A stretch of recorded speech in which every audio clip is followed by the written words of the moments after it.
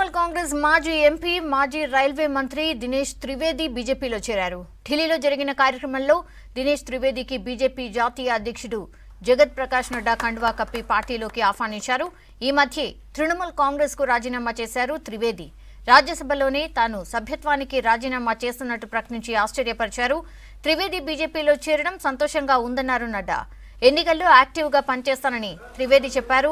తృణమూల్లో బెంగాల్ తిరస్కరిస్తోందని చెప్పారు.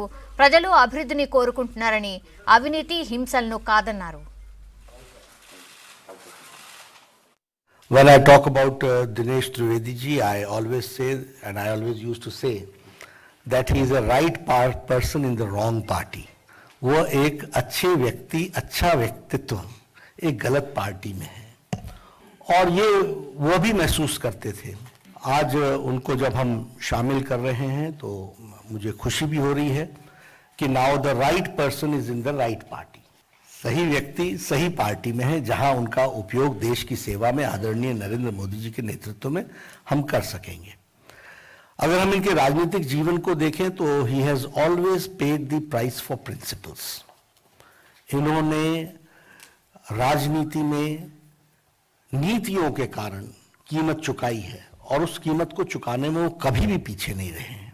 फिर चाहे वो रेल मंत्री के रूप में हो और उसके बाद भी जिस तरीके से उन्होंने पार्टी के अंदर तृणमूल कांग्रेस में भी इन सारी बातों को कहते रहे, उजागर करते रहे समय समय पर, वो बताता है कि एक विचारशील व्यक्तित्व किस तरीके से अपनी बातों को रखता है. और अभी भी अगर हम देखें तो आप राज्यसभा के सदस्य थे.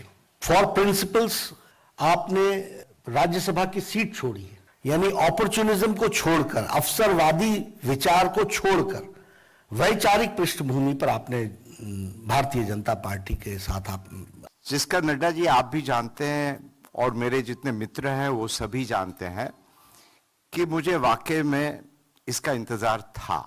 और जैसे विचार की नड्डा जी आपने बात की, मैं तहे दिल से आपका अध्यक्ष जी नरेंद्र भाई मोदी, अमित शाह जी और पूरे जनता परिवार, जब परिवार की बात आती है तो मैं ये जरूर कहूंगा कि आज हम सार्वजनिक जीवन में क्यों है. सार्वजनिक जीवन में इसीलिए है कि देश और जनता सर्वोपरि होती है. अब बहुत दशक से हम सार्वजनिक जीवन से हैं. प्राय कह सकते हैं कि कॉलेज छोड़ा और नौकरी और धंधे में कुछ खास दिलचस्पी नहीं रही मुझे. वो अपने अंदर में कुछ होता है ऐसा, वो आप सब जानते हैं.